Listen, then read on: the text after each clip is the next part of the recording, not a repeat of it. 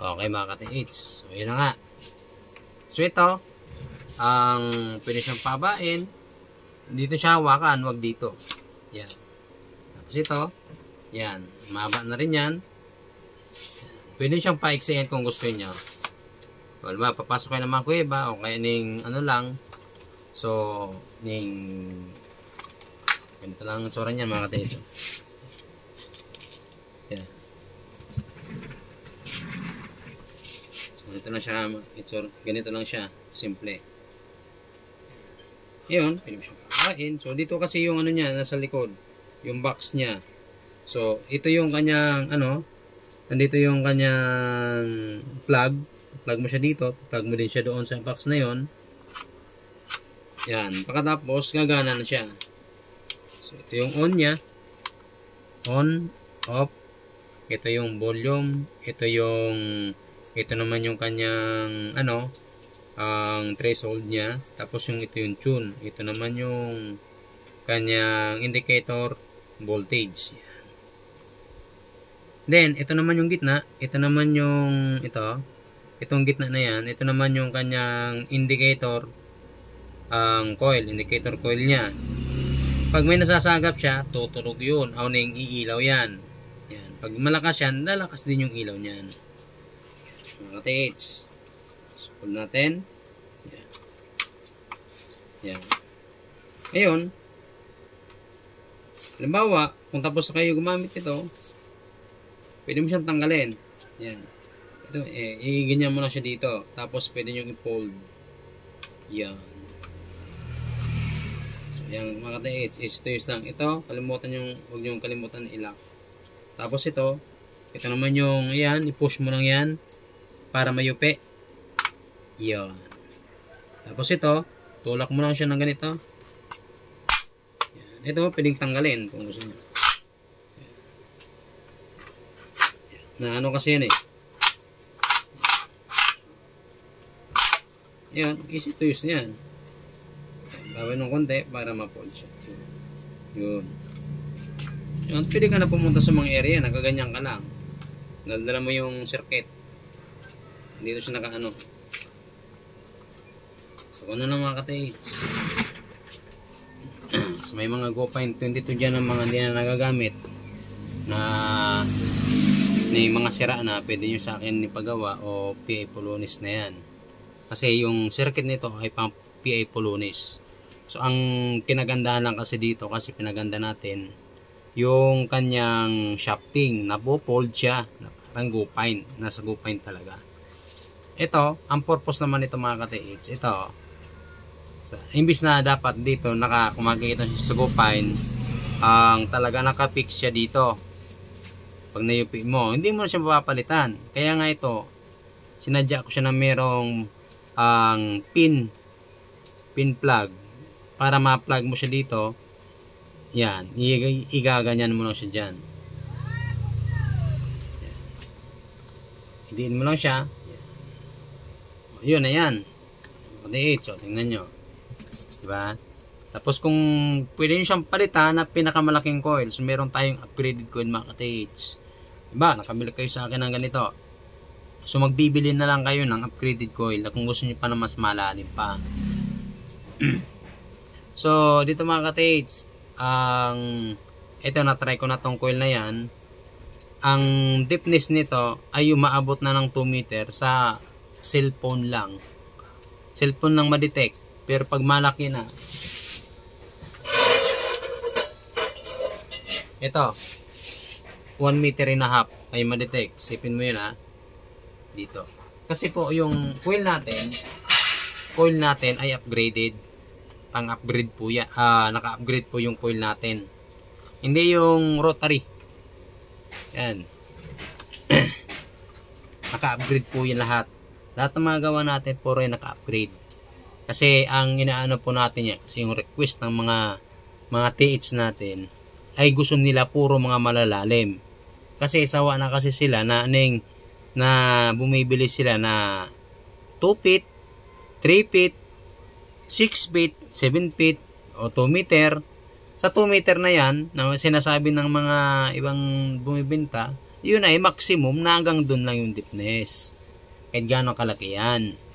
Kasi yun lang talaga yung maximum, yun talaga yung limitado. So dito sa atin, kaya natin yung palakasin, kahit gaano kalakas yan, kailangan na, dito sa atin, pwede natin yan palalimin kahit gaano pa kalalim yan. Depende sa kalakihan. Pag maliit, halimbawa na ganito, ilagay mo sa 1 meter, tapos detikin niya ito, hindi niya madidetek yan. Pag mga ganito, kaya niya madetect na mga 20 inches. Ganyan. 20 inches, ganyan na yan, oh. Yan, oh. Mula dito, ganyan na siya. Kaya nang detikin. Yan. Tapos, ang isa pa dyan, mga katiis, nakadepende pa rin sa voltahe. Yung voltahe mo, pag up to 15 voltage, mas lalong mataas yung deepness niya. Pag binaba mo siya, halimbawa, pag nalobat yan, mabot na siya ng mga 12 voltage, bumababa din yung kanyang lalim. So, tandaan mga katiis, depende po sa circuit niyan. Marami nagsasabi na, bakit, sir, ito, pwede ba itong, halimbawa, palakasin ko yung voltahe, bili ko sa Lazada, nasa 1.5 lang, tataas bang detection nito? Hindi po. Ang PA Polonis po, nakadepende yan sa circuit, kung gaano kataas, kung gaano kataas yung voltahe niya, mas mataas yung range, mataas yung deepness. Tapos ang isa pa, yung tune, tapos yung kanyang threshold, pipihitin mo yon. Halimbawa, pag pipihitin mo yung dalawa na yon. Halimbawa, dito, pag pipihitin mo yung dalawa na yan, patutunogin mo siya ng konti. Pag napatunog mo siya ng konti, tak, tak, tak, tak, tak, tak, mas lalong lumalalim masyado yan. Ngayon, kung gusto mong halimbawa, ang gusto mong pahinain, ibaba mo lang siya ng konti. Yan. Tapos yung kanyang, yung voltahe, pwede mo din yung i-adjust para bumaba yung detection, para maging pinpointer siya. Yan. So, ganoon lang siya mga ka-TH. Tapos ito, kung gusto nyo maging 3D ang metal detector, pwede po yan ng kabitan ng data logger. Data logger po yung totoong data logger, hindi po yung data logger na basta lang gawa ng gawa, basta may makita lang na ng mga image doon, yun na yun. Hindi po, nakadepende pa rin sa sensor yan. Halimbawa ito mga ka-TH, ito, kung ilan yung lalim ng kaya nito, yun din na nga ipapakita sa image. Halimbawa, umabot siya 1 meter. Halimbawa, nakita niya baka na ganito. Ngayon, makikita din yan doon sa image ng visualizer kung ano yung na-detect niya na metal. So, ganun po yan mga ka-TH. Ngayon, kung gusto niyo naman na makatipid, available pa rin dyan ang Lazada tapos ang Shopee. Yan, pwede rin kayong bumili sa ibang bansa. Yung ibang bansa na yan, sa ibang bansa naman, maximum sa kanila, mabot ng 2 meter pero abot ng mga 200,000. 200,000 mga ka-TH. Sa 200,000 na yon, minsan detect pa ng mineral. Kasi, may discrimination. So dito mga ka-TH, dito ang all metal lang siya. So ikaw na mismo ang mag-a-adjust niyan kung ano yung tunog. Pag solid ang tunog, yan, nakikita mo na malaki ang metal o kaya mas mababaw yung metal na nakabaon. Tapos ang isa pa dyan mga ka-TH, ikaw mismo iintindihin mo yung metal detector mo. Hindi ibig sabihin na pag nakaagip sa bato ay tumutunog. Natural pong tumunog yan kasi may metal content po yan o may mga bakal sa mga bato. Yung maliliit, mga magnetic rock na kung tawagin. Pero nasa ibabaw lang po yan. So ang PA Polonis po, tutunog din yan. Pero kung tanggalin mo yung mga metal sa ibabaw ng mga na yan, mawawala na yan. Yung mga nilalagyan ng mga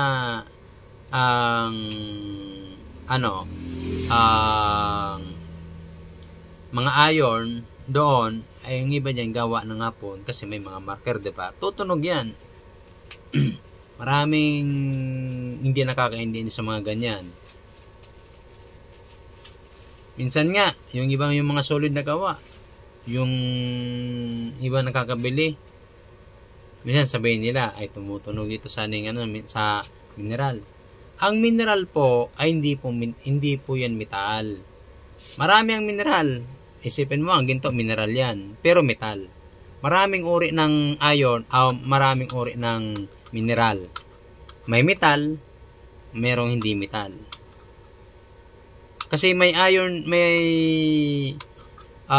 meron din na mineral na may metal. Kagaya ng bronze, copper. Diba? Ang copper, nanggaling yan sa ilalim ng lupa. Ang bronze, nanggaling din yan sa ilalim ng lupa. Ang ginto, nanggaling din yan sa ilalim ng lupa. Ang mga pakal, nanggaling din po yan sa ilalim ng lupa. Kaya nga po, meaning may tinatawag na minahan. Kasi doon halimbawa, isipin mo, ang semento, saan yan nakukuha? Natural. Sa lupa din, sa mga bundok. Yan, ginigiling nila yan para maggawing ang semento.